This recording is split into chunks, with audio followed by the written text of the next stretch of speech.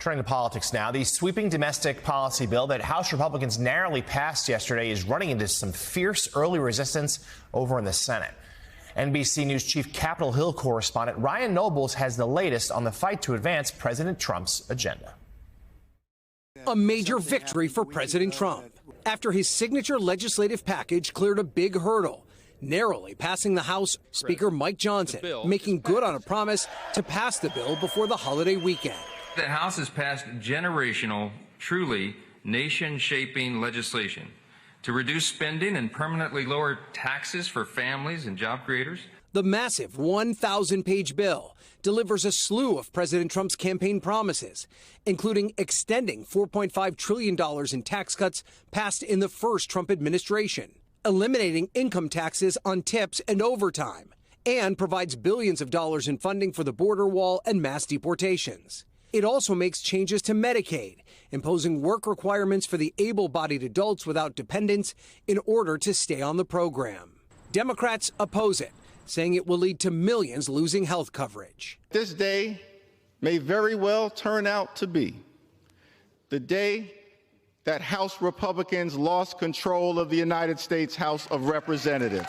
But the bill now faces a rocky path in the Republican-held Senate. The Senate's going to want to put its own stamp on this. We'll write our own version of the bill. Senate Republicans can only lose 2 votes, and GOP senators are already saying the bill does not cut spending enough. We are stealing from our children and grandchildren, and that's why there's no way I'm going to vote for this bill in its current form. Ali Vitale, we know that House Speaker Johnson has a couple of times now really cautioned the Senate, like, look, we put a lot of work into this. The bill is perfect as is. Don't touch it. Well, they're not listening. The Senate doesn't like to be lectured from the House to begin with. And there's a lot in here that, as we've been playing this morning, that the Senate is simply, they're not comfortable with. So take us inside the GOP there in the upper chamber. What is going to be the game plan as they look at this piece of legislation?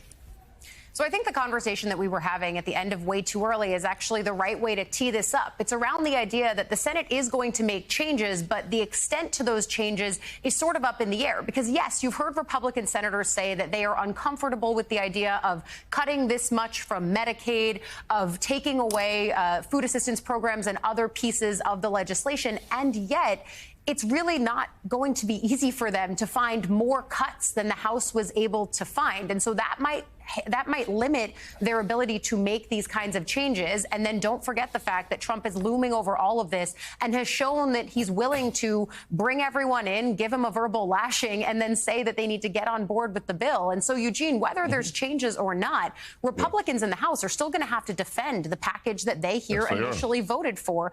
And it's full of things that mean that people could lose food assistance programs and lose health care. Yeah, there's lots of reasons for this bill to be unpopular. And one of them, of course, is this huge cut to Medicaid, which affects so many people. It affects rural hospitals across the country. It affects red states as well as blue. And so that is a very big deal.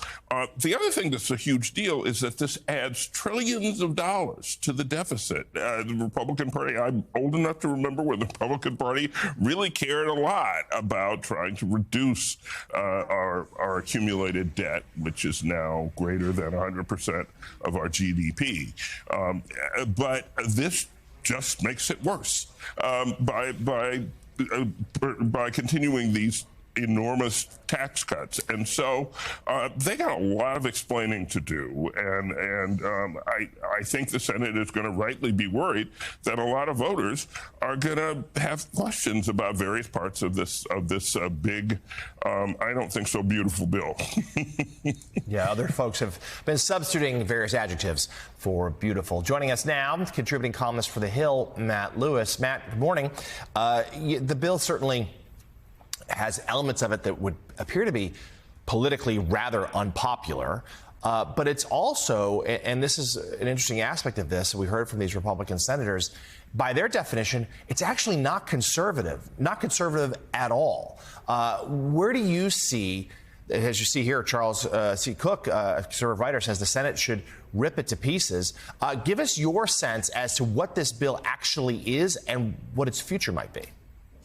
Yeah, look, it takes a lot of chutzpah pass a bill that raises the deficit by trillions of dollars and, call it conservative. It seems like their definition of limited government is spinning like a drunken sailor who just won the lottery. So it will be interesting to see. Obviously, the House Freedom Caucus mostly went along with this, and we'll see if some of the, deficit and budget hawks in the Senate do as well. Let me say, though, I am impressed with the Speaker of the House, Mike Johnson. This is a guy who, this is like finding out the guy who volunteers to run the church potluck somehow rewrote the tax code. It's stunning to me what he has pulled off. But of course, it's not Mike Johnson pulling it off. It's Donald Trump. And to me, that's what the big story here is. It's this Republican Congress, with a couple of exceptions like Thomas Massie, is going to do whatever Donald Trump tells them to do. And so, yes, I think that the Senate will find a way to,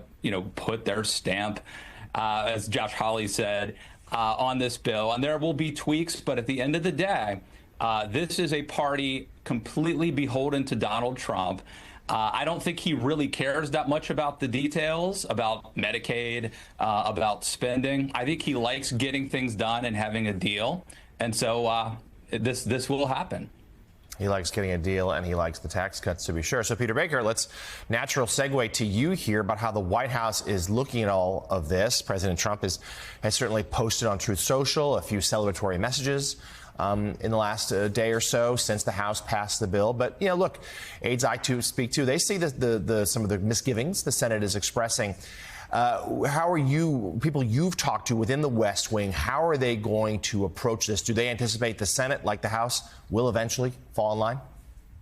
Yeah, I think they think that eventually it will. It doesn't mean it's going to be a pretty path to get there. There's going to be plenty of twists and turns. They still hope to get it all done by the 4th of July so he can, make it a patriotic act of signing the bill. The president said the other day, I think, that it would be the most impactful, most extraordinary legislation in the history of the country, which, of course, one can debate. But he has attached that much importance to it, right? And therefore, it's too big to fail, right? He's not going to let senators' qualms get in the way of a final passage. And I think to your point, to Matt's point, I don't think he cares what's in it. As long as he's able to say he has big tax cuts, he does want to deliver on specific campaign promises like eliminating taxes on tips and overtime, things he can point to and say promises made, promises delivered. But beyond that, he has no problem if the senators want to fiddle around with it, as long as it doesn't poison it in a way that means it can't be passed also again in the House once it returns there. I interviewed his chief tax policy person from the first administration a few years back about the original tax cut bill. And he said Donald Trump had nothing to do with it. He had zero to do with any of the details. It was crafted entirely by the Hill. That's what's going to happen again here. But he is the hammer. He's the guy you bring in at the end to say, okay, enough fiddling around, just pass it. And I imagine at some point they'll get to that same stage, whether they can get it done by the 4th or not, open question. Yeah, his grip on the Republican Party remains vice-like.